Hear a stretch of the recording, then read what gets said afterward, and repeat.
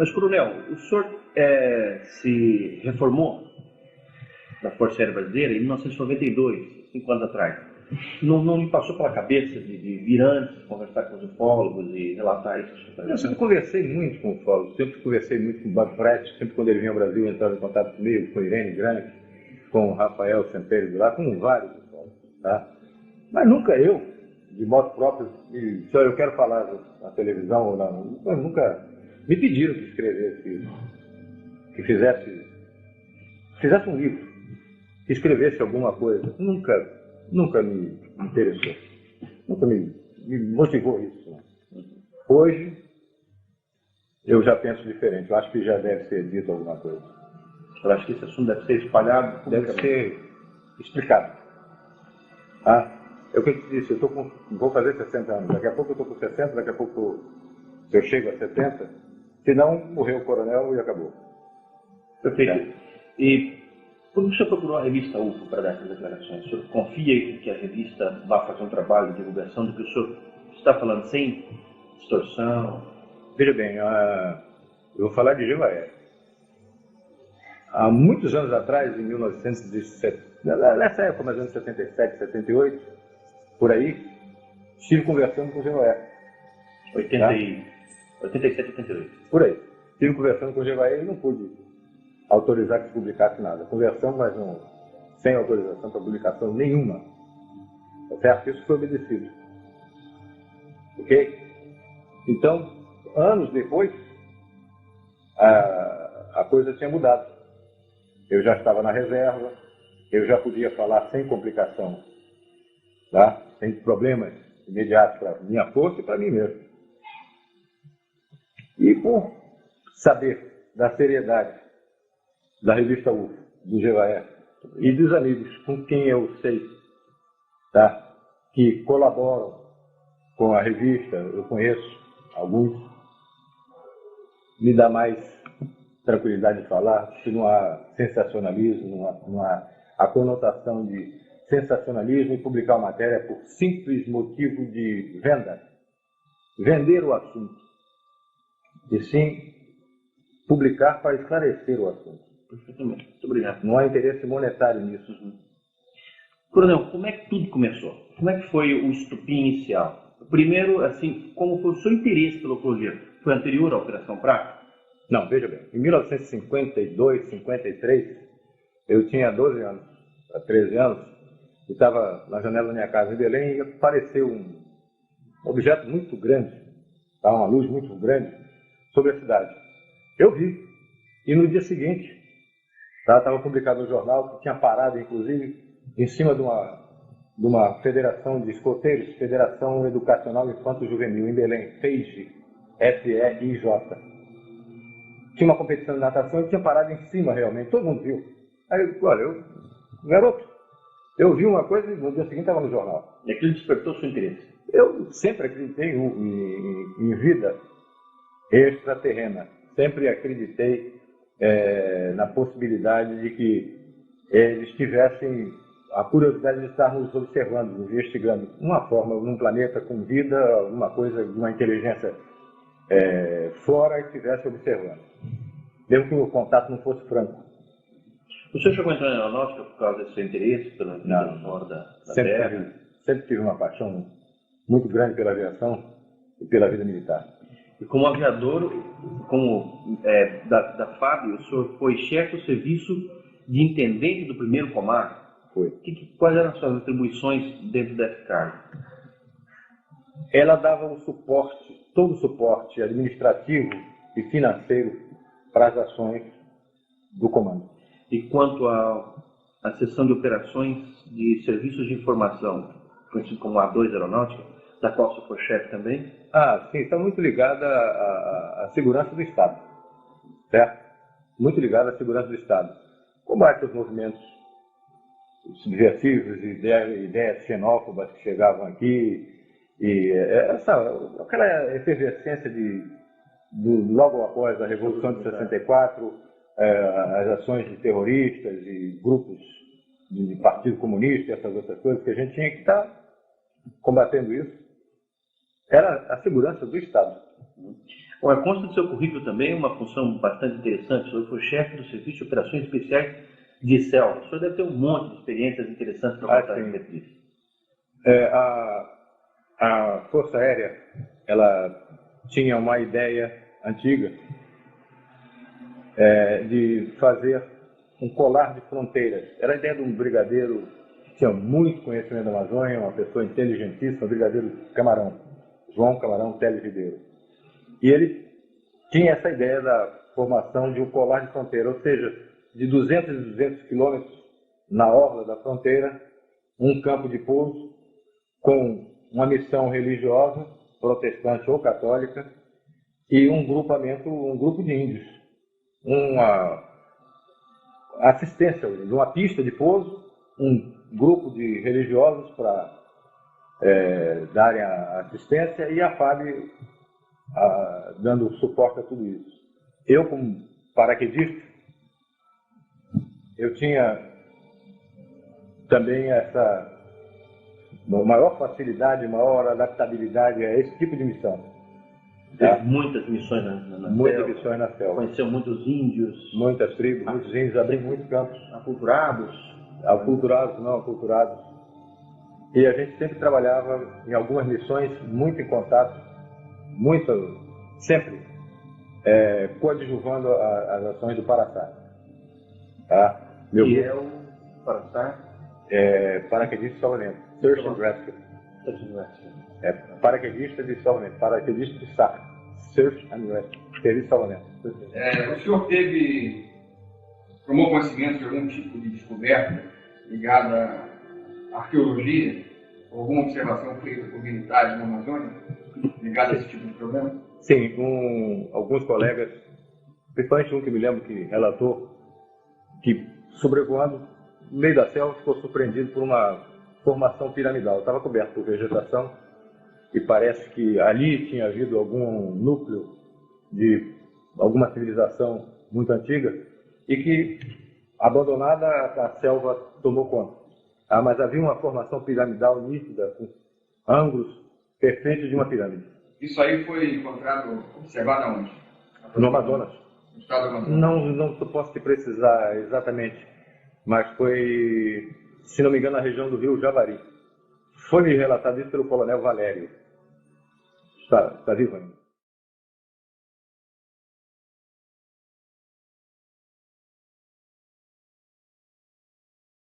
Coronel, bom, agora que a gente já sabe bastante sobre a sua atividade na Força Aérea Brasileira, eu queria agora entrar no assunto pesquisas ufológicas. A sua primeira participação na pesquisa ufológica oficial dentro da Força Aérea foi a Operação Prato ou já houve alguma coisa antes disso? Não. De minha parte, não. Eu nunca... Minha atividade era exatamente segurança do Estado. Tá? As coisas que envolviam comprometimento da segurança nacional. Tá? Então, a gente tinha ações contra, se diz Partido Comunista, essas formações de guerrilha, esses grupos que faziam assalto a banco e sequestro, essa coisa. Agora, a questão ufológica, o senhor já tinha conhecimento dos casos acontecendo pela Amazônia? Sim, elas a gente ouvia falar. Elas representavam, de alguma maneira, interesse ou preocupação por parte das Forças Armadas de que fossem uma ameaça externa também à soberania nacional? Não. Como ameaça externa, não. Era apenas encarado como um fenômeno que é até duvidoso.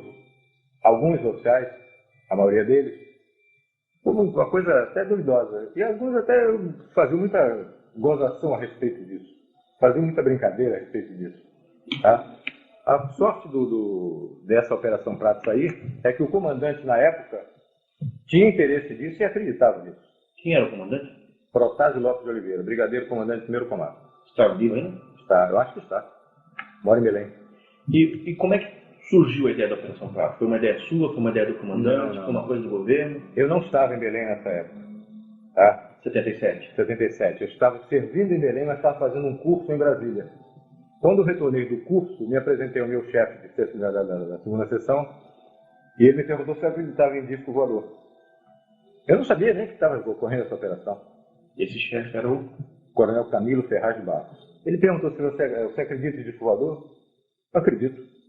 Falei, então agora você está encarregado desse caso. Aí me deu a pasta com o início da operação para que eu tomasse conta do assunto e ficasse encarregado do caso. De onde veio a ideia da operação chamar-se Prato? De quem veio essa ideia? Essa ideia, eu dei esse nome porque o Brasil é o único no mundo, única nação no mundo que chama disco voador de disco voador. O francês chama de soucoupe volante. Soucoupe é pires. Soucoupe, pires voador. O português chama de prato voador. O espanhol chama de platilho volante. Tá? O inglês chama de flying saucer. É o Pires. Eu sabia até como é que o russo chama também, mas não é disco voador. Não é. Tá? Então tudo é relativo a pires. Tá? Como a gente nomeia algumas operações, é uma espécie de código, e esse não podia ficar muito afastado da finalidade real da operação, não se poderia chamar a operação disco voador. Também não queria chamar de pires voador. E Não. ficou mais um primo parecido dele, o Prato. Prato. Agora, o senhor disse que o senhor recebeu uma pasta desse seu chefe, quer dizer que já havia então em andamento alguma investigação a respeito? Sim, quando eu cheguei os agentes já tinham sido enviados para investigar. Por quê? Porque essa coisa estava acontecendo muito na região de Colares. É uma ilha que pertence ao município da Vigia, é uma ilha no litoral, já no Água Salgada, no litoral do Pará, frente à Baía do Marajó. O prefeito de Colares, da Vigia, mandou um documento, um ofício, o comandante do primeiro comar, porque essa coisa estava incomodando muito os pescadores. É uma ilha de pescadores aquilo ali. E estava incomodando muitos pescadores. Eles não conseguiam mais exercer atividade, não conseguiam pescar. Porque eram sobrevoados, voavam em torno das embarcações. Às vezes alguns até mergulhavam do lado da embarcação. Tá? Então, passavam a noite, acendiam fogueiras e soltavam muitos fogos. Os fogos de São João. Para afugentar o pistolas, quando havia o sobrevoo, isso. Então a população apavorada, ele pediu, como era coisa do ar, ele se dirigiu ao comando do primeiro comar, pedindo providência. E o brigadeiro mandou que fosse investigar. Houve em algum momento participação de Brasília nisso? Quer dizer, houve a instrução de Brasília para que fosse averiguado?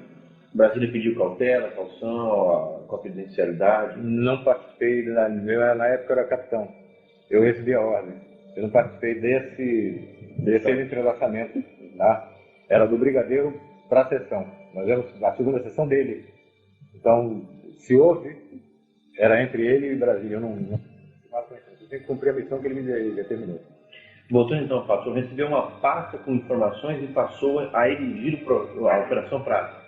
Como é que o senhor estruturou, em que divisões, em quantas pessoas, em quantas missões? Como é que o senhor, enfim, organizou a Operação Prato para conduzi-la? Bom, eu era o chefe, na época capitão, e tinha 5 agentes. Às vezes 5, às vezes 6, às vezes 4, mas eram basicamente 5 agentes, sargentos, que trabalhavam na segunda sessão. E a gente, no local, quer dizer, em campo, a gente dividia, às vezes, a equipe em 2, 3 equipes, para 2 ou 3 posições de observação. Claro que em contato com o walkie-talkie, tá? Comunicação rádio. Os objetivos eram observar um disco voador, fotografar, atirar no disco voador, enfim. Realmente tirar a prova, botar a claro isso, tá? Porque todo mundo falava. Aí apelidaram logo essas coisas que estavam acontecendo, apelidaram o chupa-chupa, tá? E ficou conhecido na época como chupa-chupa. Mas a Força Aérea precisava saber o que estava realmente acontecendo. O que era isso que estava acontecendo no espaço aéreo brasileiro? Porque nós temos a responsabilidade sobre o espaço aéreo brasileiro, como Marinha sobre a água territorial brasileira, o mar territorial brasileiro. E o Exército, a parte de segurança de terra, a nossa parte tinha que ser cumprida. E qual é a origem, vamos dizer assim, desse nome? O que motivou, vamos dizer assim, esse tipo de denominação por parte da população em relação ao fenômeno? Bom, havia uma série de relatos de pessoas que tinham sido atingidas por uma luz e que julgavam que ele estivesse sugando o sangue das pessoas. Porque realmente, depois a gente foi verificar, tinham algumas, principalmente mulheres, no seio esquerdo, uma marca, como se fosse 2 furos de agulha, tá? E em torno, uma mancha castanha, como se fosse uma queimadura de iodo. Tá? As pessoas diziam que tinham sido sugadas, o sangue tinha sido sugado, uma parcela pequena do sangue tinha sido retirada. Então, passaram a apelidar de chupa-chupa por causa desse fato. Porque uma luz vinha e incidia sobre a pessoa, e normalmente nas mulheres do seio esquerdo, homens no braço, na perna. Qual era a proporção? Quantas mulheres para quantos homens? Mais ou menos 8 para 10, em 10, 8 mulheres. Em 10 casos, 8 mulheres. E vocês documentaram os efeitos físicos, das marcas, das pessoas, foi tudo documentado? Foi visto, foi analisado, foi visto por médicos. Tá? Tanto serviço como parte da operação? Alguns foram conosco. Não me lembro o nome deles. Quando vocês começaram as suas vigílias, então, e tiveram, logo de imediato, aliás, o que aconteceu, as comprovações, as filmagens, alguma coisa assim? Não. Eu vou te dizer, sinceramente, eu entrei como advogado do diabo. Eu entrei para desmistificar isso. Para dizer que essa coisa não existia, que era vamos dizer, uma alucinação coletiva, que alguma coisa estava sendo vista que não era realmente nada de extraterrestre. Tá? Você imaginava que fosse o quê? Não sei, ave, a plumagem de uma coruja, refletindo a luz da lua, alguma coisa dessa natureza. Mas tá? nunca que... Podia imaginar até que fosse, mas não acreditava que estivesse vendo isso. E eu fui para ver se era realmente isso. E em quanto tempo o senhor teve essa confirmação? Eu passei 2 meses respondendo não para o meu comandante. Eu, quando voltava, passava uma semana e voltava no fim de semana para conviver um pouquinho com a família. O senhor passava semanas inteiras no mato. Tá? E voltava fim de semana e a minha resposta para o comandante era não. Ele perguntou, você viu alguma coisa? Não. Eu vi luzes, mas nunca vi luzes que piscavam, passavam abaixo assim, mas nunca, nada. Era realmente muito estranho. Mas eu não podia dizer o que era. Não vi. Eu via luz, mas eu vi luz, não sei o que é isso. E ao menos isso durante a noite? Durante a noite. Durante o dia, vocês tinham alguma atividade também incorporada ao projeto? Também. Entrevistas, a gente ia procurar ver as pessoas, entrevistar, preparar os locais onde a gente poderia ir de noite. A gente sabia que na noite anterior apareceu em tal lugar. A gente tinha várias informações a respeito daquele lugar, então provável incidência seria naquele lugar e a gente se deslocar para lá. No lugar mais provável do acontecimento. Vocês tinham também acompanhamento do fato, coletando informações dessas testemunhas? Isso. Sempre fazendo, botando o nome da pessoa, para colocar no relatório. Um formulário próprio, um procedimento, uma metodologia de coleta. Isso. E a gente sempre botava o nome da pessoa, localidade, horário, como foi, descrição de cada fato de perfil. Tá? Na mesma localidade aconteceram 3 casos naquela noite. A gente ouvia as 3 pessoas. Que tipo de descrições que as pessoas davam, as mais comuns? Não. Tinha algumas estranhas e que a gente foi depois comprovar que eram realmente tinham acontecido. Desmaterialização de parede inteira, de telhado. Como assim? A primeira senhora que eu entrevistei em Colares, eu tinha saído de helicóptero de Belém para Colares. Pousamos em Ibituba para colher uns dados, fica perto de Colares. E decolamos com o helicóptero para Colares. Chegamos em Colares e eu fui ouvir uma senhora que tinha sido queimada por esse tal do chupa-chupa, falava. Eu vi, realmente, ela me fez exposição do seio esquerdo, tinha marca, como eu escrevi, marca castanha, como se fosse uma queimadura, e 2 pontos, tá? De perfuração, às vezes era 1 ponto, tá? Quando nós estávamos conversando com ela, ela me descreveu que estava sentada numa rede, fazendo uma criança dormir, tá? E de repente o ambiente começou a mudar de temperatura. Começou a ficar uma temperatura estranha. Ela achou esquisito aquilo, mas nunca ia imaginar o que iria ocorrer a seguir. Ela, deitada na rede, viu que a telha começou a ficar avermelhada como se você tivesse chegado um charuto numa folha de papel. Ela foi ficando avermelhada, depois ficou vendo o céu. A telha desapareceu. Ficou como se fosse um vidro. Ela via o céu. Tá? Ela via do outro lado, ela estava vendo as estrelas. Tá? Aí eu fiquei mais preocupado ainda, fiquei mais curioso ainda. E esse povo parecia ser sincero. E desse buraco que ela falou, que apareceu, veio uma luz verde, primeiro, que ela ficou meia dormente, e logo em seguida um raio vermelho. Uma luz vermelha, um raio vermelho. E atingiu o seio dela. Seio esquerdo. Sempre do lado esquerdo. A maioria das vezes do lado esquerdo. Na hora que nós estávamos falando, que ela estava explicando isso, uma menina disse, olha, está passando aqui em cima. Em aviação a gente divide o céu em 8 partes. Tá? Questão de meteorologia. Ou seja, o céu com 0 oitavos, ele está claro, sem nuvens. Sem nuvem nenhuma. Com 1 oitavo tem poucas nuvens, 2 oitavos, até 8 oitavos está completamente cheio de nuvens. Tá? Nesse dia o céu estava com, vamos dizer, 5 oitavos. Ou seja, quase todo coberto. No buraco, quando eu saí da casa, eu estava conversando com essa senhora.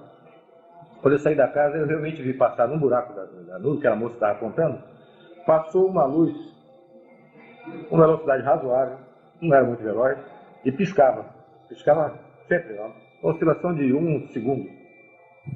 Isso. Piscando, passou na direção norte. Tá? Eu olhei e disse, pô, pode ser até um satélite. O satélite até às 8h30 da noite ele ainda tem a iluminação do Sol. O satélite artificial nosso, sim. E ele podia, por algum movimento de rotação dele, alguma coisa, ele está emitindo aquela luz piscante. Só que essa luz voltou. Logo em seguida ela voltou. O satélite não volta. Ficou mais estranho ainda. Mas eu não podia dizer que isso era um disco voador. Eu não estava lá para dizer que aquilo, qualquer coisa que aparecesse era um disco voador. Eu estava a tirar limpa essa história. E essa era a minha missão. Na região, por parte da Força Aérea, existia algum tipo de equipamento de radar que pudesse confirmar ou ser utilizado para acompanhamento desses fenômenos? Não, só no aeroporto de Belém é radar fixo. Radar do aeroporto e radar fixo. O que significa radar fixo? O radar faz parte do serviço de controle de tráfego aéreo. Tá? Esses ataques, coronel, que estavam acontecendo às pessoas, que já estavam acontecendo com uma certa frequência, eles eram comunicados ao governo do Estado, às autoridades estaduais ou nas autoridades municipais? Sim, claro. Tiveram médicos da Secretaria de Saúde, tá? Enviados pelo governo. O governo foram lá olhar, foram examinar as pessoas. E daí, eles confirmaram os fatos? Eles ouviam o lugar queimado e examinavam, tomavam depoimento do paciente, procuravam, mas não fazer mais nada. Você não tinha, isso não acarretava nada. As pessoas se recuperavam facilmente. Elas ficavam muito apavoradas. Algumas diziam que tinham ficado enjoadas, ficavam dormentes por alguns dias. Um cidadão uma vez veio me procurar, ele tinha, próximo da casa dele, tinha aparecido uma luz dessa, mais próximo. Tá? E focou na direção dele, já não era mais essa luz vermelha, uma luz com o foco de um helicóptero, mas não era helicóptero, era realmente uma nave. Ele correu dentro de casa, pegou uma arma, uma espingarda e apontou para de onde vinha essa luz. Veio uma luz mais forte, ele caiu, ficou dormente, ficou uns 15 dias com problemas de locomoção. Tá? Mas não houve nada sério, ele não foi atingido por nada, assim que um projetil ou qualquer coisa dessa natureza. Apenas uma luz que cortava energia e que deixou ele sem movimento. E as autoridades federais, o governo federal, estavam avisados, estavam informados que esse tipo de coisa absurda estava acontecendo na região? Acredito que sim, mas eu desconheço. Eu apenas recebi a ordem do meu comandante, não mais nada disso. E esses depoimentos que o senhor tinha dessas pessoas aconteceram logo no início da Operação Prato? Logo no início.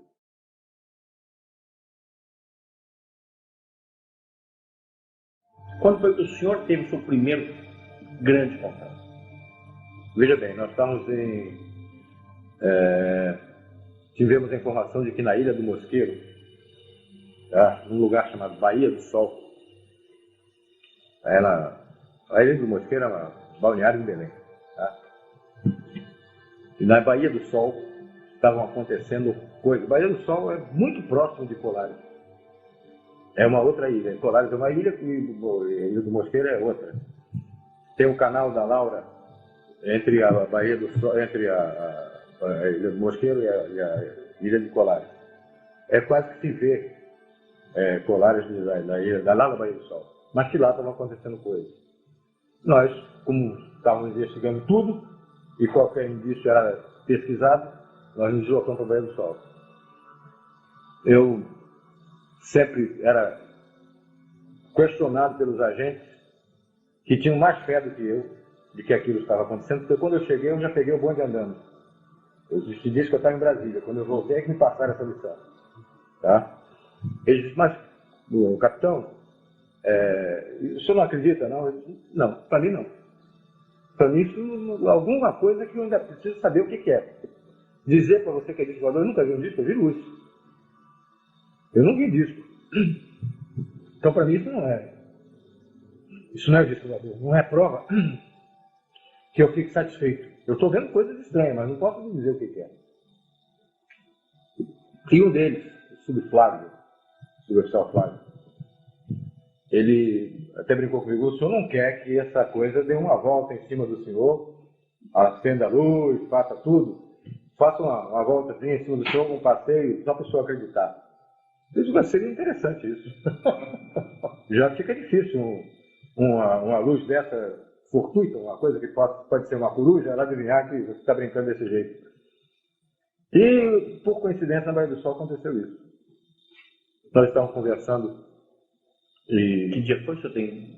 Mais ou menos novembro, outubro, novembro. Então, foi logo no início da operação. 77. Né? 77, é.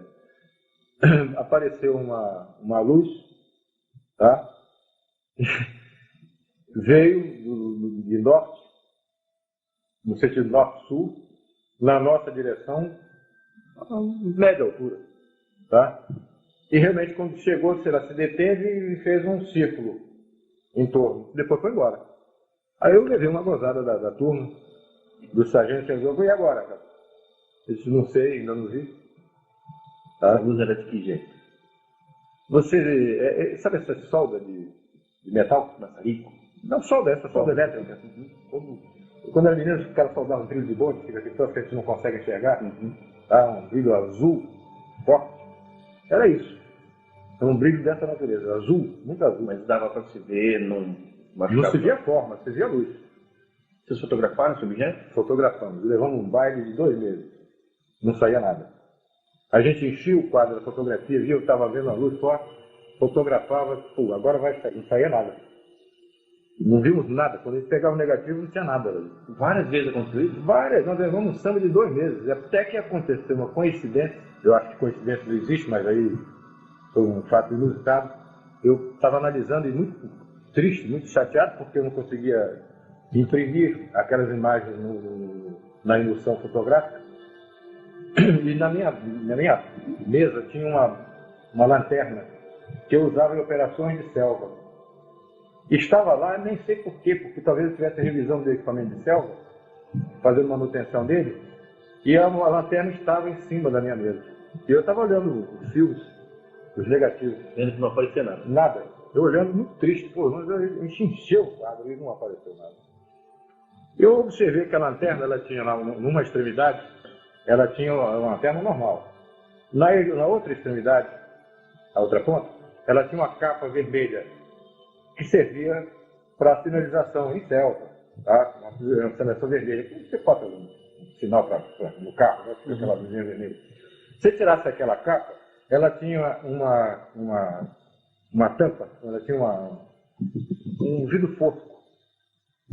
Fosco. Eu olhei aquilo e me lembrei que os médicos examinam as radiografias no radioscópio, que é um quadro opaco, com luz por trás, e eles colocam a chapa radiográfica ali para examinar e para ver o contraste de luz e sombra, né?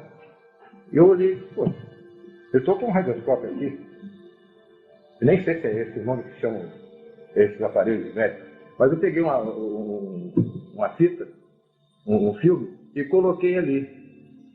E observei que tinha um ponto, tinha um objeto. Eu não estava procurando nenhuma marca, nenhum objeto. Eu estava procurando luz. Luz eu não via. eu observei que tinha realmente um cilindrozinho. Em todo o filme tinha aquele cilindro. Então eu tinha conseguido imprimir a parte sólida daquele avistamento E não a luz. e não a luz, por questão de comprimento de onda, eu não sei porquê, a luz não impressionava aquele filme. Mas a parte sólida, a sonda, que depois a gente veio concluir que seria uma sonda, era um cilindro, tá? Aquilo estava impresso ali. E não estava procurando cilindro, estava procurando luz. Eu ficava muito triste que não via luz nenhuma. Porque está muito claro aquele filme, né? Vocês fizeram muitas fotografias? Fizemos muitas fotografias. Mais de 500. Quantas fotos de UFOs foram feitas? Quase todas tinham 500. 500. E eram todas catalogadas? Eu guardava aquilo, eu estava até muito triste, porque aqueles rolos de filme ficavam na minha frente, eu ficava olhando, pô, 2 meses quase de trabalho e não consegui nada. Não saía luz nenhuma naquilo. Eu estava procurando ver o que eu, no negativo, o que eu tinha visto, e não aparecia. Então, depois nós fomos olhar com curiosidade e fomos ampliar, passamos para o laboratório para ampliar aquilo. Realmente era a sonda que estava ali. Era sonda? Era uma sonda. E depois que a gente estava com dificuldade já nessa parte técnica fotográfica, eu tinha um irmão da maçonaria chamado Milton Mendonça, que já faleceu. Ele era cinegrafista da TV Liberal e era esperto em fotografia. Eu pedi a ajuda dele, porque confiava nele. Sabia que ele, participando da operação, ele não ia comentar com ninguém. Eu tinha absoluta segurança de que o assunto ia ficar restrito ao nosso grupo. Informei o meu comandante de que eu estava com dificuldade na parte técnica de fotografia e pedi essa ajuda ele autorizou. E o Milton, algumas vezes, esteve conosco e sempre auxiliava. Nós passamos a fios especiais. Fios infravermelho, ultravioleta, eu não sei se o nome certo é esse, tá? Mas passamos a usar fios especiais. Pedimos a Brasília e eles mandaram esse filme para nós. E o resultado passou a ser? Bem melhor. Objetos grandes. Já passamos a ver alguma coisa, filme, a luz, e outras formas que a gente nem imaginava que pudéssemos impressionar a emoção com essa forma. Esses objetos vistos, qual era o padrão mais comum quanto à forma? Quais padrões apareciam e foram constatados por vocês? No início nós vimos o que todo mundo falava, inclusive o padre Alfredo Delaó, que morreu também, padre americano, que era o pároco lá de Colares. Ele me falava de uma sonda que ele tinha visto várias vezes, era como se fosse, e mais ou menos do tamanho de um tambor de óleo de 200 litros. Essa sonda voava com um voo irregular, ela não tinha um voo seguro, ela voava como se estivesse balançando. E emitia luz. E às vezes andava uma ou duas juntas. Saía de onde? Ia para onde? De repente a gente via a luz e ela vinha em cima normalmente em cima da equipe. Vocês chegaram a perceber algum tipo de interação em relação ao que vocês estavam fazendo e o próprio fenômeno? Algum tipo de reação do fenômeno em relação ao que vocês estavam fazendo? Uma coisa muito estranha, essa pergunta é muito interessante. Eles nos parecia que eles tinham absoluta certeza onde nós estávamos. Eles não procuravam. Eles estavam em cima da gente. Depois de algum tempo que nós estivemos lá, vamos dizer, depois de um mês, as coisas eram em cima da equipe. Eles já estavam em cima da gente, eles sabiam o que a gente estava fazendo. Você podia se deslocar, você estava aqui e ia para outro lugar. É lá que eles iam. Como se eles tivessem conhecimento da nossa movimentação, sabiam com segurança onde nós estávamos. E o que estavam fazendo. E o que estavam fazendo. Por exemplo, esse caso que eu te falei da Baía do Sol. Nessa época, o pessoal já está terminando a aula e aí fica muita gente na praia, né? À noite, o pessoal, a rapaziada, a juventude namorando, e vamos dizer, tem umas 100 mil pessoas ali na orla, no fim de semana.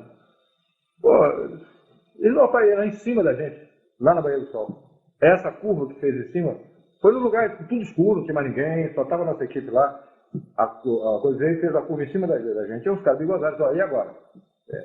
Esse foi o primeiro grande acontecimento envolvendo o senhor. Foi o primeiro acontecimento, não digo grande, mas significativo.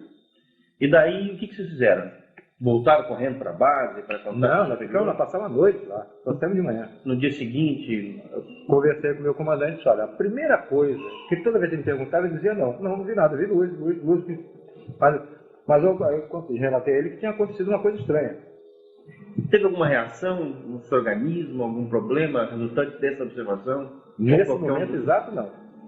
O que a gente notou é que todos nós perdemos com o tempo, nós notamos que perdemos a acuidade visual. O óculos de um servia para o outro. Eu enxergava muito bem. Nessa época eu tinha 77, eu tinha 37 anos. Logo em seguida nós começamos a precisar de óculos, todos da equipe. Mas isso veio em razão de outras exposições que nós tivemos mais para frente. Coronel, e em seguida a um evento desse, que foi se repetindo várias vezes, pelo que eu sei, vocês faziam um relatório completo, vocês tinham que se submeter a algum tipo de exame, enfim, qual era o encaminhamento que era dado a esse relatório?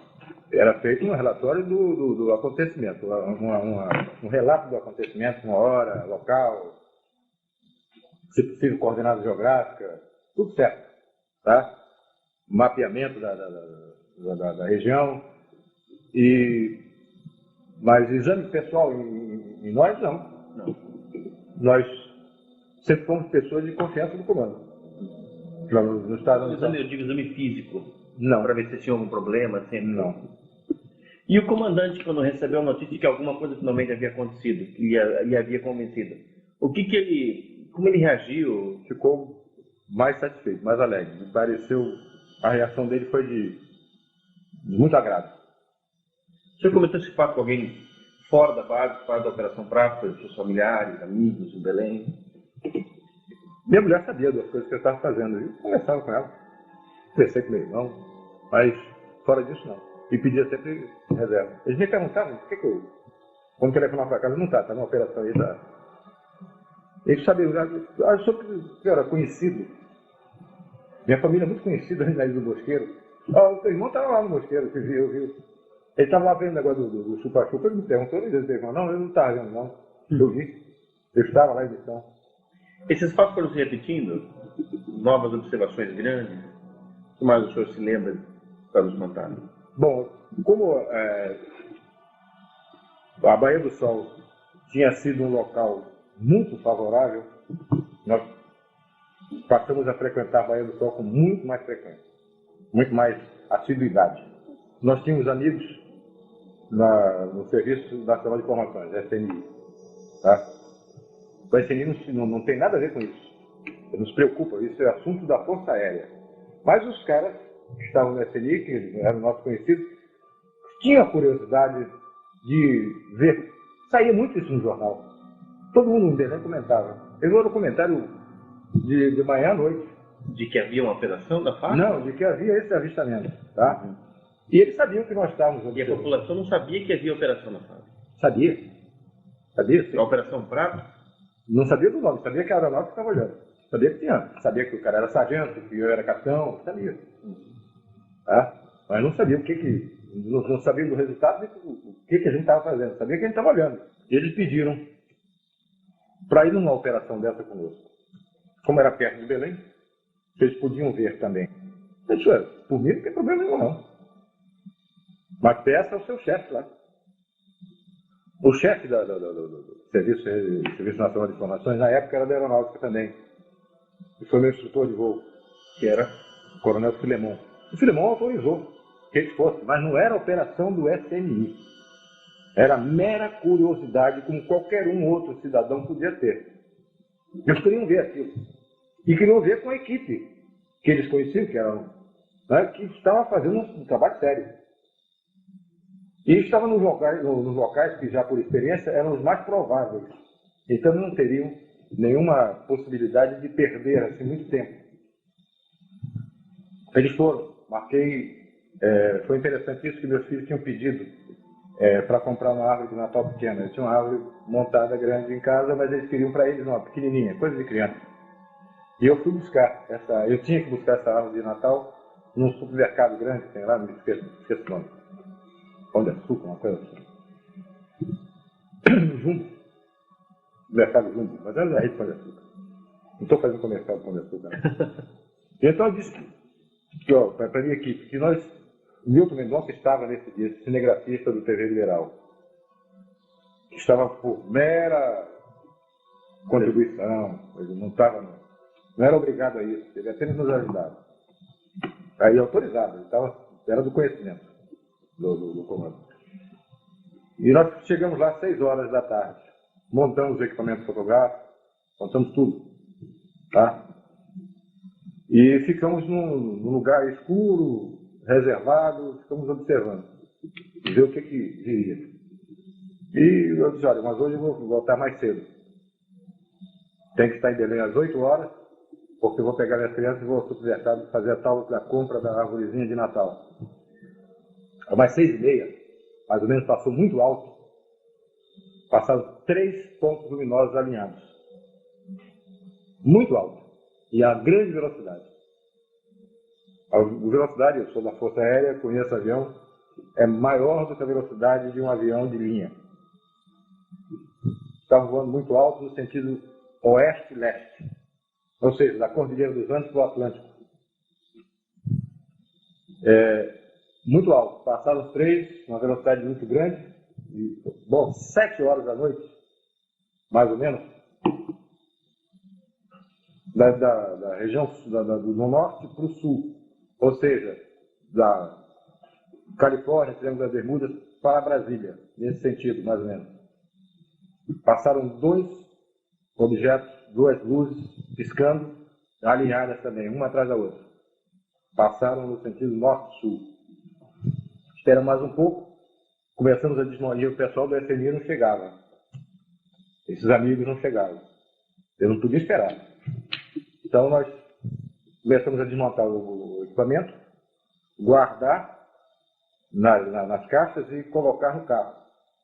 Quando eles chegaram e perguntaram, eu até brinquei com eles, por que houve? Marquei 6 horas, vocês chegaram 7 e pouco. Aí disseram, tinha um problema na saída e tal, coisa de trânsito. E eu disse, aí ele me fez uma pergunta idiota, um deles me fez uma pergunta idiota. Ele disse, olha, passou agora, se vocês estivessem aqui comigo, 6h30 passaram 3 luzes muito altas, mas vocês teriam visto. E às 7 horas, de novo. Mas agora eu estou indo embora. Aí perguntou, e que horas passa a outra? Eu digo, eu não sei, isso não é bom de pôr. Não é? Que hora passa a outra? Perguntou, fez a pergunta idiota. E que hora passa a outra? Eu digo, eu vou saber, pô. Fica aqui como eu fico a noite inteira, pô, olhando para cima. Tá? Mas quando nós estamos conversando isso, um deles disse, olha aqui, em cima. Olha para cima, nós olhamos. Aí o herói brasileiro tremeu nas calças, porque eu olhei e tinha um troço enorme em cima da gente, um disco preto, escuro, parado em cima da gente. Não estava mais de 150 metros de altura. Ele estava parado em cima de onde nós estávamos. Sem luzes. Não, tinha uma luz. Tinha uma luz no meio, tá? Amarela para âmbar. Tá? E fazia um barulho assim de ar-condicionado. E alguma vez assim, aparecesse barulho de bicicleta, aquela catraca de bicicleta. Fazia um barulho assim como se fosse uma catraca de bicicleta, como se você pedala ao contrário. Tá? Aquele troço parado com aquela luz no meio. Uma coisa muito grande. Eu acredito que uns 30 metros de diâmetro. Tá? Aquele troço parado em cima da gente. Nós ficamos olhando e ele começou, logo em seguida começou a emitir uma luz amarela muito forte. Clareava o chão. Muito forte. Ele repetiu isso a intervalo curto, umas 5 vezes. Qual foi a reação do pessoal da CNI? Não, de todo mundo, não foi só da CNI, não. Olha, foi tão inusitado, eu nunca tinha visto isso, já estava quase 2 meses nessa história, e nunca tinha aparecido dessa forma para mim. Tá? Que, olha, não deu ideia de abrir o carro, montar a máquina, que também não dava tempo. A máquina estava desmontada e guardada nas caixas no carro. Nós ficamos olhando, assustados. Essa coisa iluminava aquele luz amarela forte, apagava, iluminava de novo, fez isso 5 vezes. Latejando. Isso. No intervalo de assim, 2 segundos, quando apagava, 2 segundos depois, ou 3 segundos, começava de novo. Ele era uma estava luz dando uma progressiva. demonstração para vocês. Era uma luz progressiva. Ele não fazia pum, clareava, como um flash. Ela ia crescendo. Depois voltava do mesmo jeito. Era Sentiram pulsando. que é alguma coisa que tinha a ver com vocês ali. Isso, em cima da gente. Ele está parado em cima da gente. O lugar nós estávamos escuro, ninguém sabia que ele estava lá. Só nós eles, né? Agora eu sei que só nós eles. Houve alguma outra ocasião em que outras equipes de outros órgãos do governo? Não. O que eu sei é que houve um vazamento dessa operação, dessa incidência de avistamento. Eu acredito que o foco disso foi no Aeroclube. Tá? Clube de Belém. E uma equipe de um jornal da época, não sei se esse jornal existe, eu acho que ele foi comprado, era o jornal, parece que era o Estado do Pará. A equipe do Estado do Pará foi para o lugar onde a gente ia, eles foram uma malapeta, né? Eles já sabiam onde é que a gente estava, eles foram por ali. Nesse dia nós não estávamos lá, nós estamos em outro lugar. Eles foram ver essa coisa e não se deram muito bem, não. Tá? Viram alguma coisa? Viram uma coisa que eles nunca mais voltaram para ver. Eles juraram que nunca mais fariam uma missão dessa. O que aconteceu? Eles viram a luz se aproximando, essa luz veio muito baixa, entrou para esse canal que eu falei para você, que fica entre a ilha do Mosqueiro e a ilha de Colares, o canal da Laura, chama de Boca da Laura. Ele entrou para esse, né, lá no rumo desse canal, eles pegaram o carro e foram para lá. Essa luz se dirigiu para eles, na direção deles, focou em cima deles, eles estavam no carro, o teto do carro ficou translúcido. Transparente também, igual no caso da... Igual, como se fosse um vidro. Tá? Eles estavam vendo o céu, ele fez evoluções em cima, parou de volta, e focava em cima dos caras com uma luz muito forte. Eles fotografaram isso. Mas não foi publicado. Foi publicado, sim. Foi publicado? Foi publicado. Em uma página inteira do jornal, ou duas. Mas com uma nitidez incrível. E depois do susto que eles tomaram, alguns parece que até tiveram acesso de vômito, alguns se descontrolaram emocionalmente, pegaram o carro e sumiram, foram embora. No dia seguinte, ou 2 dias depois, esse troço está publicado no jornal. Uma reportagem vasta. Quem pode dar informação dessa reportagem é o Pinon.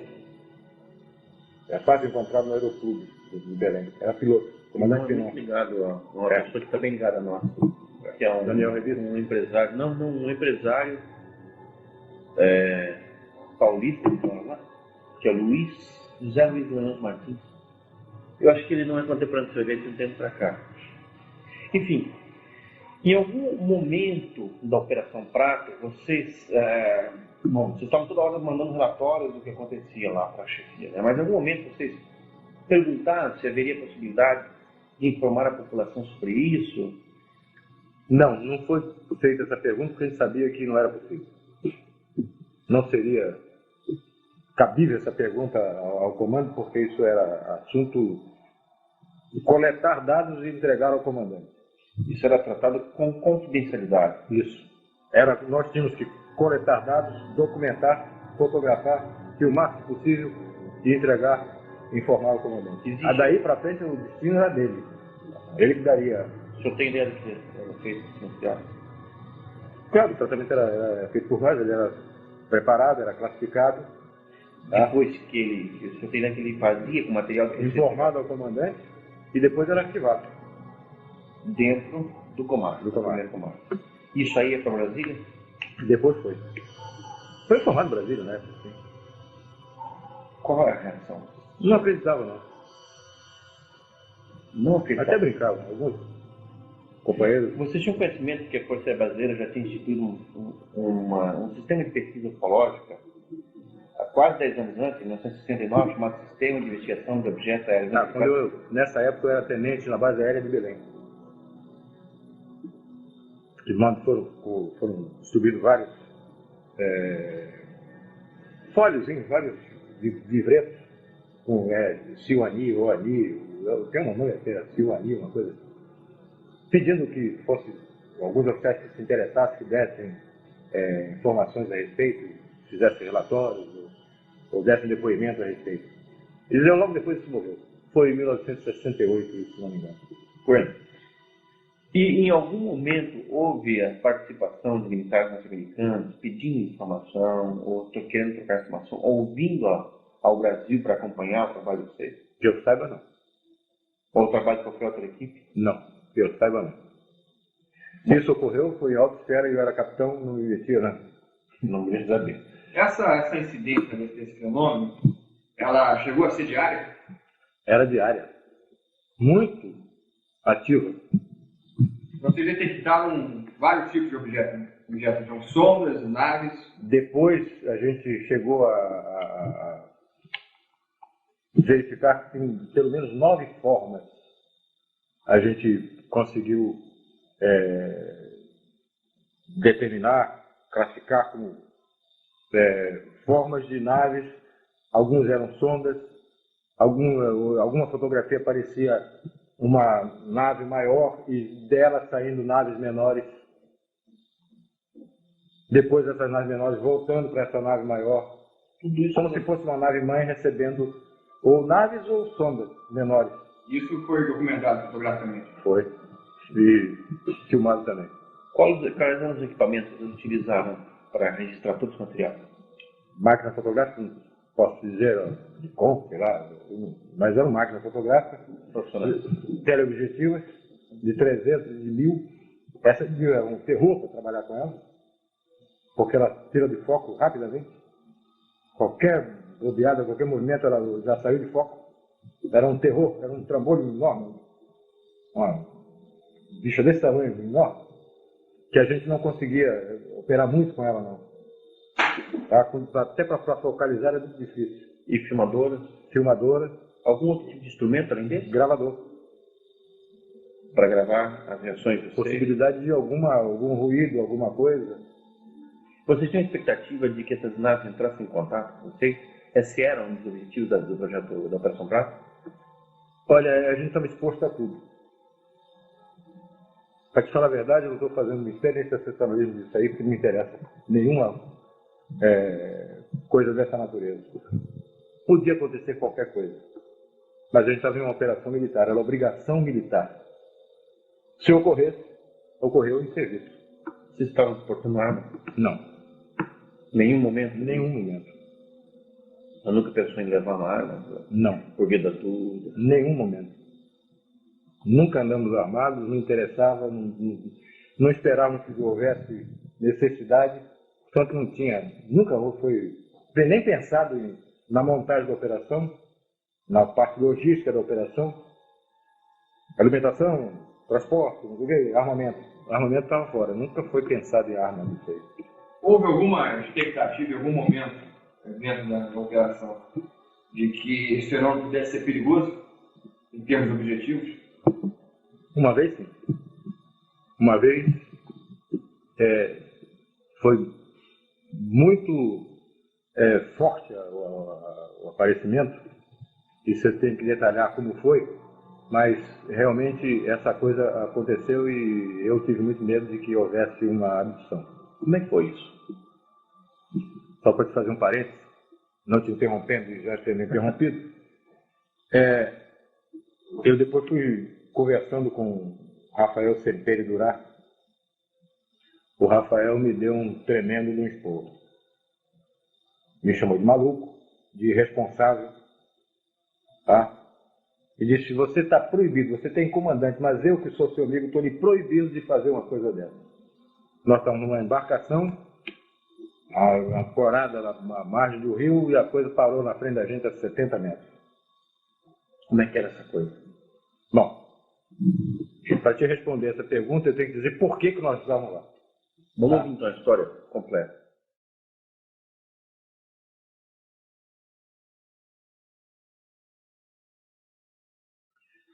Tem um amigo, que era oficial, da FAB, na época, capitão Vitor polonês, Vitor Jamielniak, é o nome difícil, aliás. Mas fica só com o Vitor que fica mais fácil. E o Vitor gostava de pescar. Ele estava pescando esse rio gostoso de pescar, muito fácil. Pois é, ele pescando, ele conseguiu, ele soube de um caso, ele sabia que eu estava, toda a Força Aérea sabia que a gente estava nessa investigação. Ele soube de um caso de um rapaz que trabalhava com... ele apanhava barro para essa olaria. Tá? Ele tirava barro lá no rio para essa olaria. E ele soube de um caso que ocorreu com esse rapaz e sabia que eu estava investigando e foi me procurar, me contando sobre Luiz. Essa olaria era a olaria Koiffer, de Paulo Koiffer, dono do Foto Koiffer lá em Belém. Keuffer, K-E-U-F-F-E-R. E ele me falou sobre esse Luiz. Eu mandei buscar o Luiz. Mandei um agente lá com um carro apanhar o Luiz, que eu queria conversar com ele. Ele me contou um fato incrível. Ele, quando estava colhendo barro, ele viu vestígios de que havia caça comendo restos de flores de uma árvore que estava em floração, tá? Na beira do rio. Ele acompanhou e viu onde é que essa caça comia. Era a paca. Conhece a paca? Conhece. Tinha uma paca comendo nesse lugar. Eu disse, pô, eu vou voltar para pegar essa paca, tá? Vou matar essa caça aí. Levou o barro para a olaria, esvaziou o batelão, era uma embarcação de uns 7 a 9 metros, motor de centro. Ele foi, deixou o barro lá, esvaziou a embarcação, passou na casa dele, apanhou uma espingarda e voltou para lá de dia. Preparou um giral, onde ele pudesse ficar, numa árvore baixa, armou uma rede e ficou com a lanterna e espingarda lá para esperar que a caça chegasse para ele atirar. Escureceu, ele estava lá em cima no giral, sentado na rede dele lá, esperando ouvir algum barulho para começar a se preparar para atirar na caça. E passou por cima dele uma luz muito forte. A luz passou e logo depois voltou e parou em cima dele. Parou em cima do centro dessa nave que ele descreveu, e não era de forma discorde, não. Era uma forma como se fosse a cabine de um Boeing, uma forma elipsoide. Do bojo dentro, do ventre dessa nave, abriu uma porta e desceu um ser, com forma humana. Desceu, eu perguntei a ele se desceu por escada de corda ou de metal, alguma coisa assim. Ele disse, não, ele desceu sim, de um foco de luz. Ele desceu, né, com os braços abertos assim, fora de delta. Ele desceu. Quando ele se aproximou, quando ele viu que ele ia descendo, ele pulou fora. Ele pulou dali onde ele estava e se escondeu próximo. E ficou observando, botou um galho, um ramo de árvore no rosto, e ficou vendo o que estava acontecendo. Esse ser chegou, tinha uma luz vermelha na mão. Ele não era uma lanterna que ele segurasse, era uma coisa que talvez estivesse por aqui, assim, na palma. Uma luz vermelha na mão, ele desceu, examinou a rede dele, examinou o lugar onde ele estava, e ele estava com um ramo de folha na frente, né, olhando, escondido lá, morrendo mesmo. Esse ser depois não procurou, não ficou vasculhando, procurando onde ele estava. Ele foi direto onde ele estava. Ele focou direto onde ele estava. Era uma luz vermelha. Quando ele viu que tinha sido localizado, ele correu por dentro da vegetação. O rio ali sofre muita influência, sofre total influência da maré. Ele baixa e sobe de acordo com a maré. Vira uma lama para isso. Ele saiu por ali, para aquela margem, tropeçando em tronco, em raiz, e com dificuldade de caminhar. Esse ser voltou para a nave, e a nave passou a entrar na caia do rio. E perseguir ele a baixa velocidade, a baixa altura, estava dentro do rio. A altura das árvores. Algumas vezes é abaixo da copa das árvores, no cavado do rio. E acompanhando, mas bem devagar, e ele estava com dificuldade de andar. Como ele pretendia caçar e voltar, ele não entrou com o barco, porque senão o barco seria encalhado com a baixa da maré. o barco ficou num lugar onde tinha flutuabilidade. E nesse barco tinha um garoto de 9 anos de idade, na época, e um amigo dele que ficou tomando conta do barco. E ficaram pescando siri. Tem muito siri nesse rio. Eles ficaram pegando siri. E o cara estava ouvindo com o radinho o jogo do Campeonato Brasileiro. Esse jogo de futebol que passa hoje. Aí estava ouvindo. E ele veio andando, veio correndo e gritando. E gritava para chamar a atenção dos amigos, que ele queria entrar no barco e ir embora. E essa coisa atrás dele, acompanhando. Ele, quando chegou perto, começou a gritar desesperado, até que o garoto chamou a atenção do companheiro dele, e o cara largou o futebol e olhou, ele apontou, olha ali, o cara viu.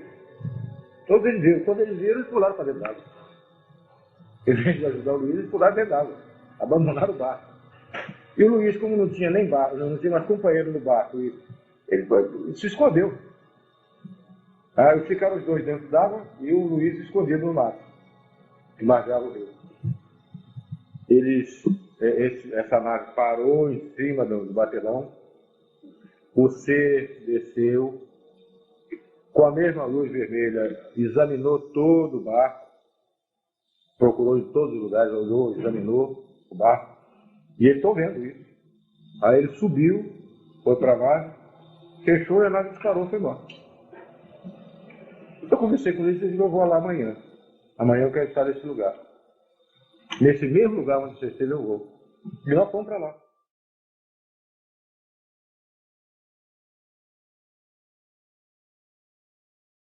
Conversamos com o Paulo Costa, que é o dono da olaria, ele autorizou e nós fomos para lá.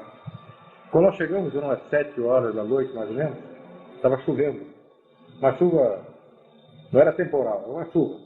Agora, os agentes foram para dentro de uma casa, que era a casa do zelador, lá do caseiro, lá dessa olaria, do vigia. Foram lá tomar café, uma bolachinha, um troço lá qualquer. E eu não ia me preocupar com café, com coisa, eu era o chefe da equipe. Eu não podia estar me preocupando com café nem bate-papo. Eu estava lá olhando, fiquei olhando para ver se via alguma coisa, se alguma coisa acontecia. Realmente, quando eu estava do lado de fora, veio não vi uma forma, era uma coisa escura. Não deu para detectar a forma, se era biscoito, se era olho, não dá. Estava chovendo. Você via a luz. Uma luz verde, forte, e uma luz vermelha. E esse troço fazia um barulho. Um barulho de ar condicionado, mas bem mais forte, parecia que fosse uma turbina. Aquele barulho de turbina. Não era barulho de jato, era um barulho de uma coisa girando, uma coisa. Isso dá para entender? Não é diferente. Não é barulho de jato. Era uma coisa como liquidificador, vamos supor. Era mais forte do que ar condicionado. Esse troço passou em cima de onde nós estávamos, em cima de onde eu estava. Na porta da casa e estava chovendo. Eu estava olhando. Ele passou, livrou a árvore e saiu. Mas estava muito baixo. Para avião não faria isso nunca. O piloto que fizer isso é morto, é defunto. É perigoso demais com um dia claro. Imagina com chuva e de noite. E ele fazia isso com segurança. Então ele passou e foi embora. O cara já... Capitão, quer tomar um cafezinho? Pô, acabei de ver um treco aqui agora que apareceu muito estranho. Aí, então tá ok, vamos tomar um café e vamos embora. Entramos no barco. Aí fomos para esse lugar, aonde o Luiz tinha estado. Paramos, o barco descia, fui andando, foi até a árvore onde ele tinha feito o giral. Aí ficamos ali embaixo. Então nós fomos para esse lugar. Como a maré estava enchendo, a gente estava com a água cada vez mais crítica, né? E a gente chegou a uma posição que a gente já estava, uma situação em que a gente já estava com... Nada tinha acontecido. A gente já estava com a máquina fotográfica, com tudo, com a mão suspensa. Já daqui a pouco eu tenho que subir numa árvore dessa, senão mergulhava totalmente com tudo. A maré foi enchendo e nós estamos... Assim rápido? É. Umas 10 horas, mais ou menos, quando nós decidimos ir embora. Vamos embora. Aí pegamos uma canoazinha que estava conosco, fomos até o barco, que está parado na outra margem. Salvamos o equipamento e a gente morreu afogado. Aí fomos lá, deixamos o equipamento no barco, pô, ficamos lá. Agora eu vou ficar mais um pedacinho. Ô, capitão, você não vai voltar? Não, vamos ficar mais um pedaço aí. Mas 11 horas. Nós ficamos conversando, distraindo, fumando cigarro e tal. E lá no fim, o rio afunilava. O rio, nós estávamos numa posição, na margem esquerda do rio, direita do rio, e o rio, a gente viu o rio fechando lá na frente, afunilando lá na frente. A mais ou menos uns 2.000 metros, passou, vinha da esquerda, do norte para sul, cruzando o rio, uma luz muito forte, amarela, âmbar, como um sol, mas muito baixo, em cima das árvores. E cruzou o rio na mesma posição, mais ou menos, onde fica a casa do vigia, onde eu tinha visto a primeira coisa. Passou da região de Vigia. Do vigia da olaria. Tá? Dessa olaria do Costa. Aí passou muito baixo. Iluminava o rio. Aí foi filmado isso. E no filme aparece ele tremeluzindo. Uma coisa assim. Uma luz que eu não sabia. Como se fosse uma chama esquisita. E aparece o rastro dela, a luz dela no rio. Foi filmado isso. E foi bem filmado. Quando você tinha um documento desse gênero, uma filmagem espetacular como essa, isso não ia para Brasília? Ainda não. Ainda é tido na comanda? Ficou depois é que a Brasília solicitou isso. Eu não acredito que o Brasil não acreditava muito nessa história, não. Tá? O Brasil achava que era o quê? Não sei. Meia dúzia de tanta coisa se fala. biruta no meio do mato, pesquisando. Eles não queriam se expor, né? Talvez no seu negócio a gente vai dar crédito a uma coisa dessa e tal, mas tinha colegas deles lá. O que os caras estão fazendo? Será que é verdade isso? Bom, foi 11 horas. A gente registrava a hora, a altura, direção, essas coisas todas que tinha que se preencher o relatório. Esse agora mesmo é que eu não saio daqui. Agora nós vamos ficar. Mas não tínhamos levado comida, não tínhamos levado café, não tínhamos levado nada. Água, nada. Aí o Luiz se propôs a ir à casa dele, no casebre na beira do rio, para fazer um café, trazer alguma coisa, pão, bolacha, sei lá o que fosse, para que a gente pudesse ficar mais à noite, beber água e tomar um cafezinho, um negócio. Aí ele saiu com um barquinho e tinha no meio do rio uma ilhota. Não tem mais do que 15 20 metros de largura, não, mas é muito comprida. Parecia submarino no meio do rio. Tá? Tem vegetação. Ele veio, saiu com o barco e desapareceu nessa ilha. Lá no rio Mazuí. Ele foi remando uma canoazinha, uma pirogazinha pequenininha. Ele saiu com um garotinho, um menino de lá, que foi com ele, foram remando, desapareceu do rio. Nós não vimos mais.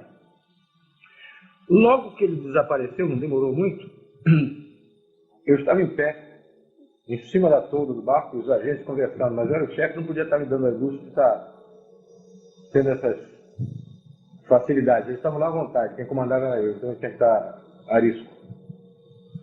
Veio do meu lado esquerdo, eu estava de frente para o fim do rio, para o começo do rio, aliás, onde nós vimos, da olaria. Do meu lado esquerdo vinha uma luz muito forte, a mesma luz amarela muito forte. Eu vi aquela coisa se aproximando e fiquei quieto. Depois que eu vi que era muito forte e que estava vindo, continuando vindo na direção, eu chamei a atenção dos agentes. Olha lá, aqui é direito. Os caras olharam, prepararam máquina fotográfica, filmadora, tudo. A coisa veio, mas estava baixo. Estava uns 200, 250 metros. Não estava muito alto, não. Passou em cima da gente. E quando chegou perto,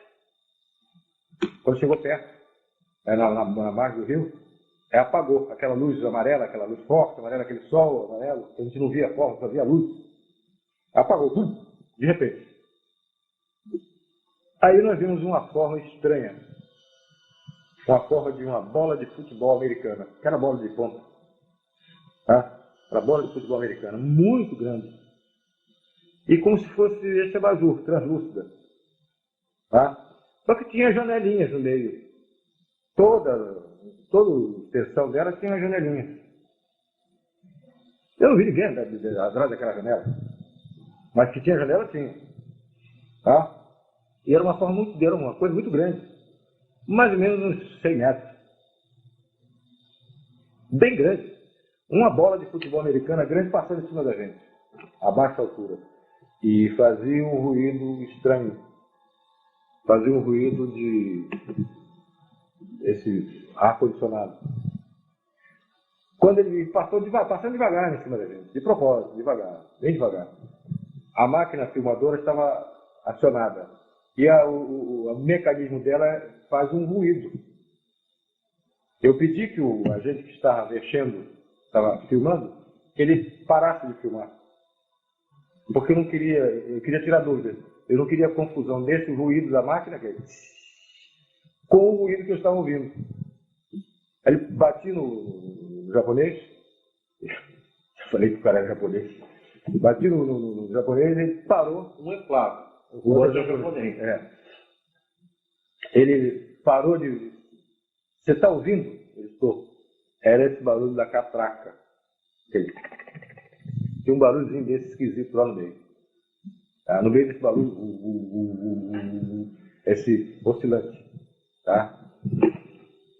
Aí ele continuou filmando, fotografando e tudo. Essa coisa passou, foi embora. Entrou no rumo do continente, do lado de Belém, e foi embora. Não desapareceu, foi embora. Tá? Aí, bom, agora piorou, agora mesmo só sai daqui quando vir mais coisas, porque agora está pintando que pode acontecer mais alguma coisa na frente. Era mais ou menos, foi 11 horas, 11h30 por aí. Tá? No relatório está a hora certa, eu já faz tantos anos, mas era em torno de entre 11 horas e meia-noite. Tá? Nós começamos a conversar, a comentar, pô, mas que tal esquisito, você viu janelinha? Aí veio a história de detalhamento, pô, mas que tal, parece uma bola de futebol americano, parece, pô, não sei o que, tudo bom. 1h da manhã, entre 1h30, no relatório está preciso isso, ela veio acompanhando a mesma luz, só que não era mais âmbar, né? Era uma luz azul, muito forte. Ela veio acompanhando a lateral, a margem do rio oposta onde nós estávamos. Ela veio acompanhando e a gente vendo, olha ali. Olha lá, veio. Quando chegou na direção da ilha, ela entrou na direção de Belém. Mas estava muito baixo. Na altura das árvores, passando a copa das árvores. Mas uma luz muito grande, um troço enorme. Essa foi a situação mais complicada, o caso mais extraordinário que o senhor viu dentro do projeto da Operação Prato? Foi. Ela aproximou, ela entrou para o Belém, depois ela voltou na nossa direção. A gente estava vendo que tinha uma luz lá embaixo. Através das árvores, a gente via que aquela luz tinha penetrado pela mata dentro. Mas ela voltava na nossa direção. Ela veio e ficou postada na nossa frente, na outra margem do rio. Sabendo que vocês queriam. Parou na nossa frente, e depois eu fui por curiosidade, depois aí por questão de exatidão do relatório, eu fui medir essa distância, 60 metros. Tá? Ele parou e ficou parado na nossa frente, aquele monstro, um sol azul. Era um brilho muito forte, mas que você podia encarar, você podia ficar fitando. Ela não te machucava a vista. Janela? Não via nada, só via aquela luz muito forte. Tá? Muito forte, um azul estranho, mas muito alto, muito grande, um sol enorme na nossa frente. Imenso, um troço inacreditável, incrível. Nós ficamos parados olhando, e agora? Aí eu fiquei com medo. Pô, agora está muito perto. Estava do outro lado do rio. É menos do que a distância de gol a gol no campo de futebol. É imenso. Tá? Parado aquela coisa na nossa frente. Nós ficamos olhando, ele demorou assim uns 3 minutos, talvez, com essa luz azul, e a gente olhando, e ninguém falava, e filmando, fotografando e tal. E a gente olhava e disse, pô, agora? De repente essa luz azul apagou. Pum! Rápido. E apareceu o que estava atrás dessa luz, o que estava emitindo essa luz. O objeto era essa bola de futebol americana que estava em pé na nossa frente. Uma bola de futebol de 100 metros de altura. Tá parada na nossa frente. Não vi janela nenhuma. Era um objeto diferente, então. Devia ser o mesmo, mas devia estar com o interior apagado, sei lá, alguma coisa assim. Não dá para, eu não te digo que vi janela. Tá? Vi aquela bola de futebol, aquela coisa na nossa frente. Ficou mais algum tempo e de repente ela ficou com medo. E agora? Todo mundo ficou com medo. E agora? Se esse cara vem e carrega a gente, como é que fica? Ninguém sabia o que ia daí para frente, o que ia acontecer. Coronel, o senhor está falando que esse tipo de ocorrência que o senhor está me descrevendo, que acontece na Amazônia, não é uma coisa comum em muitos lugares do mundo. Não. Não é. Isso é uma coisa extraordinária. Dentro da ufologia, são depoimentos, primeiro, absolutamente qualificados, que foram feitos por várias testemunhas, o objeto é visto por várias testemunhas, todas elas qualificadas, dentro de uma função militar que é justamente ligada a isso. Agora, o que na sua opinião é o objetivo dessas naves? Na sua opinião, essas naves insistiam tanto em aparecer no Nordeste, na Amazônia? Que passava pela sua cabeça? O que era isso? Vou te responder uma conclusão minha, pessoal. Essa conclusão eu expus a alguns amigos sérios, que ufologia eu trato com muita seriedade. Passei a me interessar muito mais depois que a aeronáutica parou, eu continuei interessado no assunto. E para mim é uma coisa muito séria. Eu descarto muita coisa de avistamento porque eu não vi, não tenho certeza. Então passei a estudar com muito mais seriedade isso. E fui procurar entender, eu já tinha visto. Agora eu queria entender. Eu queria tirar conclusões daquilo. Tá? Conclusões que eu não podia colocar no relatório. Porque eram conclusões minhas de estudar, de procurar entender, que não cabia no relatório. Tá? Eu fui oficial, como eu disse, eu fui oficial de operações de selva. Tá? Por isso que vem minha conclusão. Eu fui oficial de operações de selva. E tive muito contato com tribos de índios. E a gente tinha muito cuidado, tinha muita preocupação de não transmitir para os índios alguma doença que tivesse contida em nós, controlada por anticorpos nossos, que eles não tinham, e você pudesse passar para ele uma gripe, um sarampo, uma difteria, alguma coisa dessa natureza, uma tuberculose, porque nós temos isso. É uma tragédia isso. Nós temos isso dentro do nosso corpo, mas controlado. Nós temos, essas coisas existem no nosso organismo, mas o nosso organismo tem defesa, e eles não tinham. E eu tinha muita preocupação de que, involuntariamente, mas mesmo cumprindo a missão, eu tivesse transmitido isso para os índios.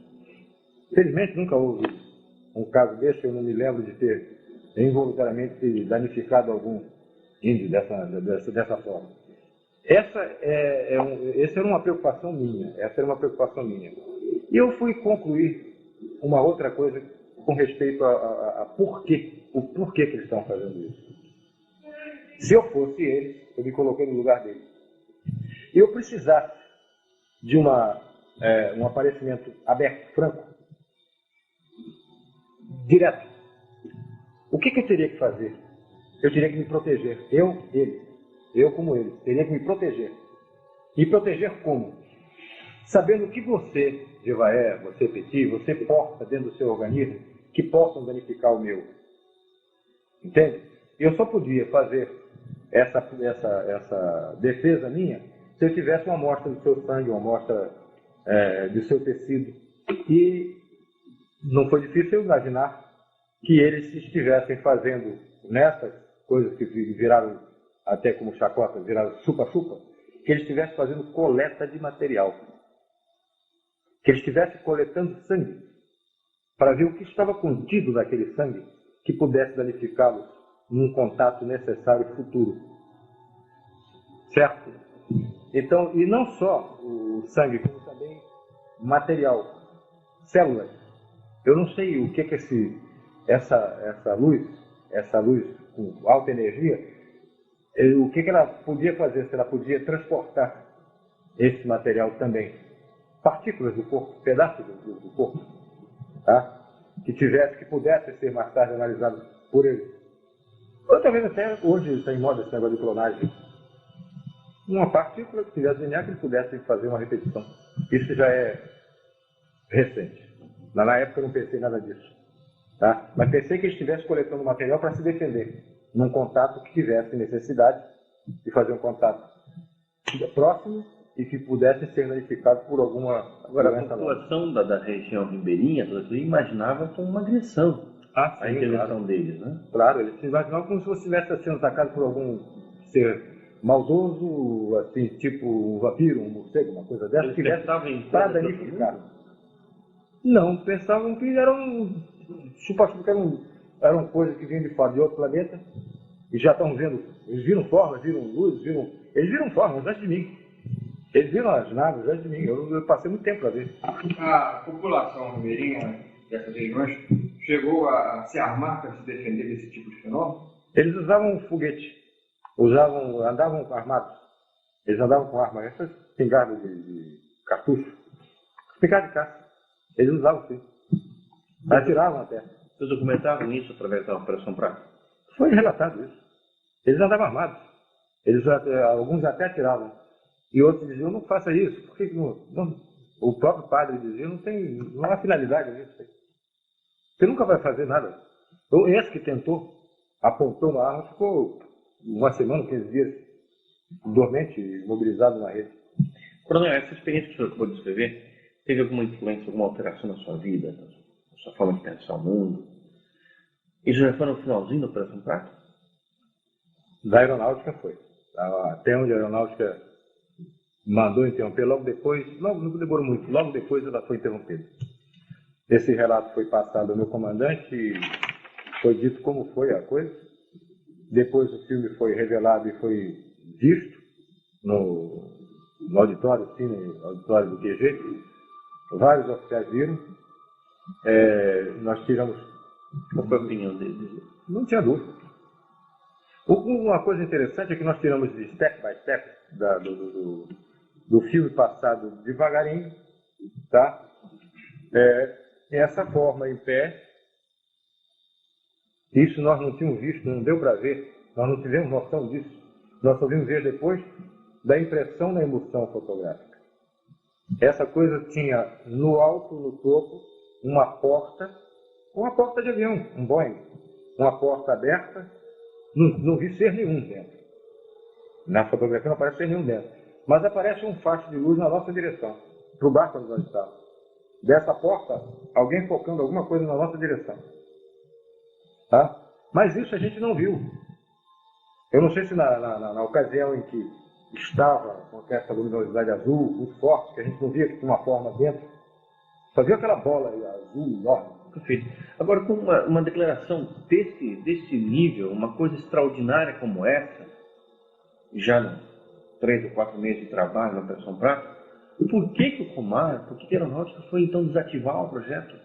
Olha, eu te digo que talvez tenha sido por o que eu já disse em outra oportunidade. São perguntas que se faz. Cada vez que você responde, eles querem mais. A população, o mundo, quer mais. São perguntas que você não pode responder. Quem são? Ninguém pode responder. Talvez quem esteja mais avançado nisso é o americano. O russo, talvez. Quem são? Não tem resposta. De onde vem? Não tem resposta. O que eles querem? Também não tem resposta. Essas 3 perguntas que vão ser feitas, que ninguém pode responder, e que esvazia o assunto, desmoraliza até a instituição, a Força Aérea, o governo brasileiro. Mesmo assim, não compensaria a Força Aérea manter o projeto em busca dessas 3 ou outras respostas? Não compensaria manter? Por que fechar o projeto? Se eu fosse o comandante, se eu tivesse mando, eu continuaria. Eu obedecia. Eu obedeci mandar parar. Como é que foi essa ordem? Chegou e olha, mandou parar? Cancelada a operação. Tá bom, satisfeito, cancelada a operação. Você bateu continência, acabou, tá certo? Acabou. Para a aeronáutica, para mim continuou. Você continuou fazendo vigília? Também. Mas aí já fim de semana, quando eu podia. Essa conclusão sobre a coleta de material, fazer um antídoto, uma vacina, uma solução sorológica que inibisse qualquer incidência de qualquer moléstia no corpo desses alienígenas, a partir do sangue ou do material colhido do corpo humano, tá? Ela foi, numa ocasião, foi exposta quando eu visitei o Rafael Semperi em São Paulo. Depois de uma longa conversa, a minha opinião foi colocada para o Rafael Semperi. E o Rafael me disse, olha, essa foi a explicação mais lógica que eu ouvi a respeito Eu também desse fato. concordo. Tá? Eu concordo. Porque o que eu ouvi era agressão. E não me parece agressão. Eu disse, não foi agressão de forma nenhuma. Foi pesquisa. Para mim foi pesquisa, foi coleta de material. Agora, coronel, o senhor Foi a mesma posição que foi colocada para o Jacques Vallée, e ele agradeceu e disse, olha, foi a explicação mais lógica que eu entendi, do que eu ouvi até agora. Agora, depois que a operação foi encerrada, o material permaneceu em Brasília. O material que vocês coletaram deve ter sido muita coisa. Não, a Não, operação permaneceu em Belém. vai permanecer em Belém. Várias vezes eu tentei escrever o relatório final. Porque o relatório é parcelado, caso a caso, tá? Por exemplo, uma noite aconteceu 3 vezes. Então tinha que ser feito um relatório englobando isso e um relatório final. Eu várias vezes tentei escrever e o que eu escrevia eu achava que em Brasília iam me chamar de louco. O que eu ia escrever é o que eu vi. Quem ia ler não estava lá, não viu, ia me chamar de louco. Essa bola, esse troço todo, essas coisas todas, eu achei que eles iam me chamar de louco. Agora, mesmo depois do encerramento da Operação Prato, você continuou pesquisando, investigando tantas vigílias, como é que foi isso? Aí teve alguma outra experiência interessante? Teve.